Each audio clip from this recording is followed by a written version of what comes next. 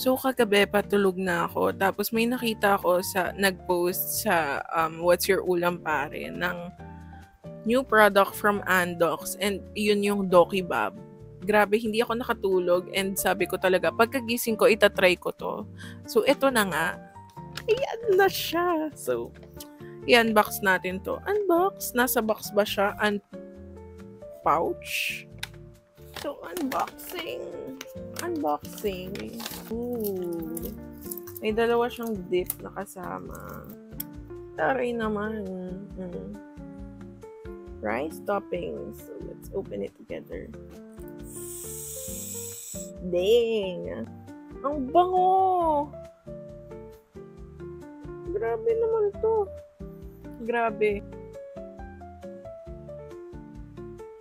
So, let's try out itong Andox rice toppings, which is itong Dokibab.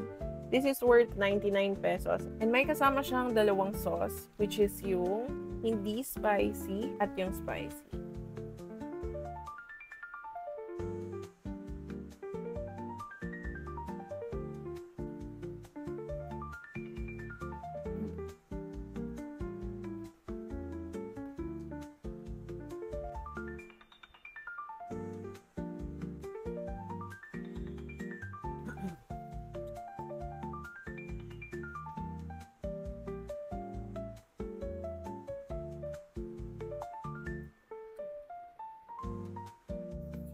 So, ayan. Ganyan yung mangyayari sa plate nyo pag natikman nyo tong Dokibab. So, ang comment ko dito sa Dokibab ay sobrang worth it niya for 99 pesos kasi malambot siya, malasa, tapos marami rin yung kanin niya. Plus, may kasama pa tong dalawang sauce. San ka pa? Visit the nearest Andox store near you and try it now. Bye!